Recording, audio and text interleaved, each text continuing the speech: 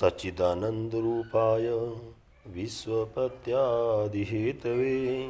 तापत्रयविनाशाय श्रीकृष्णाय वयं नुमः। हरे कृष्णा कृष्णा कृष्णा हरे हरे, हरे राम राम राम हरे हरे। नारायणं नमस्कृत्यं नरं चैव नरोत्तमं देवीं सरस्वतीं व्यासो ततो जयमुदीरयेत्। बोले गणपति भगवान की जय हो। जय श्री राम, राधे राधे, जय श्री राम। परम श्रद्धेय कार्तिक महात्म्य के श्रोता भक्तजनों को, भगवत प्रेमियों को बहुत बहुत शुभकामनाएँ, सु आशीर्वाद, मंगल कामनाएँ। बस आप सत्कर्म के पथ पर आगे बढ़ते रहें, अपने जीवन में आने वाले संपूर्ण उलझनों को दूर करते हुए बस शांतचित्त होकर के इस कथा को श्रवण करते रहें और ज़िंदगी में आगे बढ़ते रहें। बोले गणपति भगवान की जय हो। तो कार्तिक महात्म्य की आज 10वें अध्याय का महात्म्य श्रवण कीजिए। 9वें अध्याय के महात्म्य में बताया कि किस प्रकार महादेव का तेज महादेव के स्वरूप से प्रकट हुआ और उसे क्षीर सागर में डाल दिया। आगे क्या हुआ आज के प्रसंग में जानते हैं। राजा पृथु ने कहा कि हे महर्षि देवर्षि नारद जी, आपको नमस्कार है, आपको बारों बार प्रणाम है, सत सत आपके चरण कमलों में प्रणाम है। कृपा करके आप कहिए, बताइए कि भगवान महादेव शंकर भगवान का वो तेज जो माथे से निकला क्षीर सागर में डाल दिया, फिर उसका क्या हुआ, वो तेज कहाँ गया, किस प्रकार का रहस्य को आप हमें बताइए।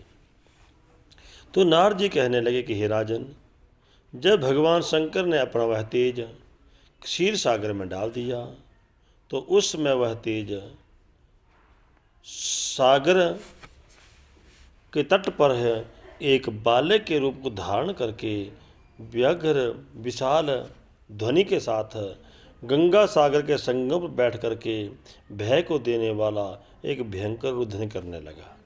अर्थात जैसे ही तेज को क्षीर सागर में डाला, वो तेज गंगा सागर का संगम के स्थान पर एक बालक का रूप धारण कर लिया और बालक के सानिध्य में ना तो कोई अपना दिखा और ना कोई सहायता करने वाला दिखा। नदी के तट पर वो बालक इतने जोर जोर से रोने लगा, उसके रोने के शब्दायमान से तीनों लोग कंपायमान हो गए। तीनों लोगों का मन व्याकुल हो गया, चराचर जगत चलायमान हो गया। शंकर सुवन के रुदन से ब्रह्मांड व्याकुल हो गया, अर्थात संपूर्ण ब्रह्मांड में वो बालक के रोने का ही शब्द सुनाई दे रहा था। समस्त देवता और ऋषि मुनि व्याकुल होकर के लोग पितामह श्री ब्रह्मा जी के पास जाते हैं, ब्रह्मा जी की शरण में गए। सबने मिल करके ब्रह्मा जी को प्रणाम किया और स्तुति की। फिर ब्रह्मलोक से ब्रह्मा जी ऋषि कहने लगे कि हे पितामह ब्रह्मा, यह तो बड़ा भयंकर समय उपस्थित हो गया है। महायोगिनों का महातेज का ये बालक का रुदन नाश करने वाला है, अर्थात इस समस्या का कोई से निस्तार कीजिए, इससे मुक्त कीजिए। तब देवताओं की ऐसी बात सुन करके ब्रह्मा जी सत्यलोक में से उतर करके उस बालक को देखने के लिए समुद्र के तट पर आए। समुद्र में ब्रह्मा जी को आता देख करके उस बालक ने प्रणाम किया।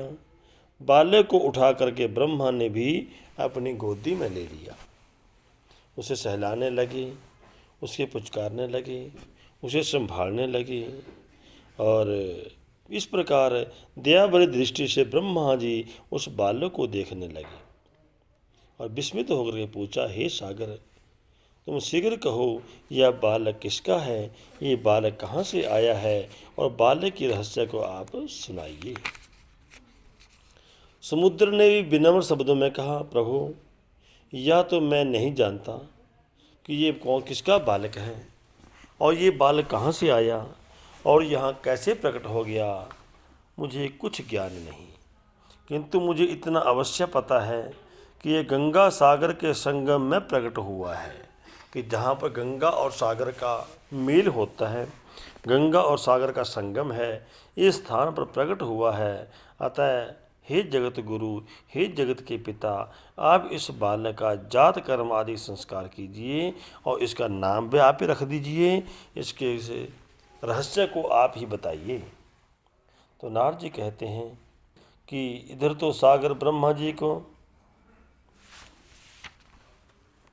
जी गले में हाथ डालकर बारंबार उसका आकर्षण कर रहा था।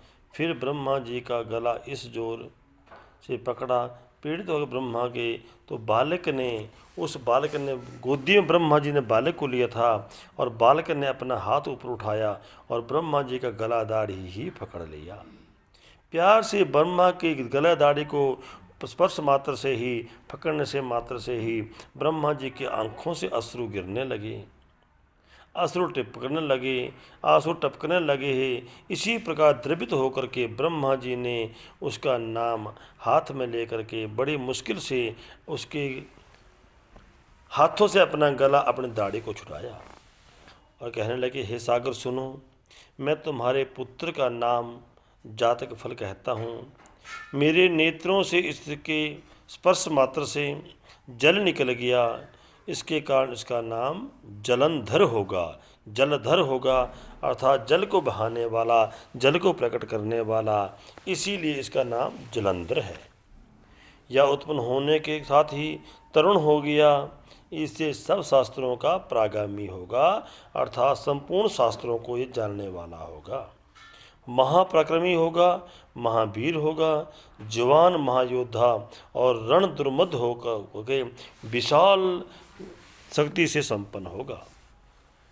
यह बालक सभी दैत्यों का अधिपति होगा तथा भगवान विष्णु को जीतने वाला होगा, तथा यह कहीं भी न हारेगा। एक भगवान शंकर को छोड़ करके ही यह सब उसके आराध्य होंगे। अर्थात इसका बल, इसका पराक्रम, इसकी शक्ति के आगे हर कोई नतमस्तक होगा। जहाँ से उत्पन्न हो गया फिर वहीं चला जाएगा। अर्थात ये महादेव के तेज से प्रकट हुआ है। समय स्थिति के आने पर वो पुनः शक्ति उसी परमात्मा में लीन हो जाएगी, उसी परमात्मा में विलीन हो जाएगी। इसकी स्त्री बहुत बड़ी पतिव्रता होगी, सौभाग्यशालिनी होगी, सर्वांग सुंदरी और एवं परम मनोहर मिष्टाभाषणी शीलवान होगी, और इसका नाम यश जो है युगों युगों तक अमर हो जाएगा। हे राजन, सागर के यह वचन सुन करके ब्रह्मा जी ने शुक्राचार्य को बुला करके उसके हाथ से बालक का राज्याभिषेक करवाया और ब्रह्मा जी अंतर्ध्यान हो गए। फिर तो बालक को देख करके सागर बहुत बड़ा प्रसन्न हुआ, उसके घर में पुत्र की प्राप्ति हो गई। जितने ही उपाय उसका पालन पोषण करके संतुष्ट किया, फिर काल नेम नामक असुर को बुला करके उसका वृंदा नाम की कन्या के साथ विधि पूर्वक विवाह कर दिया। अर्थात जलंधर महान शक्तियों से संपन्न हो गया, बल बुद्धि से संपन्न हो गया, पराक्रमी हो गया। समय आने पर वृंदा नाम की एक कन्या से उसका विवाह हो गया। उस विवाह से बड़ा उत्सव हुआ। श्री शुक्राचार्य के प्रभाव से स्त्री सहित जलंधर दैत्यों पर राज्य करने लगा, राजा महाराजा से अभिषेक होकर के अपना जीवन चलाने लगा। फिर उसका घमंड, उसका अहंकार किस प्रकार उसको पतन के रास्ते पर ले जाता है, अब ये आगे के प्रसंग में आपको बताएंगे। तो मेरे साथियों, भगत बलवान होता है और समझने की बात है कि भगत समय स्थिति के अनुसार प्राणी को समझना चाहिए, संभलना चाहिए और हमेशा परमात्मा को याद रखना चाहिए। अर्थात सत्संग, सुमिरन, संकीर्तन और मनन इत्यादि शुभ धर्म प्रचार के द्वारा, धर्म शास्त्रों के द्वारा, धर्म शक्ति के द्वारा जीवन यापन करें, क्योंकि जीवन का सार भी यही है, शांति, संतोष और परम दोष। शांति, परम आनंद की प्राप्ति करके उस परमात्मा को पाना, उसका सुमिरन करना, अपने मन में रमण करना, बुद्धि में भगवान के चरणों में लगा के रखना। क्योंकि यदि बुद्धि भ्रमित हो जाए तो बड़े बड़े इस काल चक्कर से बचना मुश्किल है। इसलिए मेरे साथियों, हरि का नाम ही, हरि की भक्ति ही, हरि का सत्संग ही जीवन का सार है। बोलिए कार्तिक महात्म्य की जय, गुरुदेव महाराज की जय, आनंद कंद भगवान की जय, सच्चिदानंद भगवान की जय। राधे राधे राधे राधे राधे श्याम। सर्वे भवन्तु सुखिना, सर्वे सन्तु निरामया, सर्वे भद्राणि पश्यन्तु मां कश्चित् दुःखभाग् भवेत्। ओम शांति, ओम शांति, ओम शांति।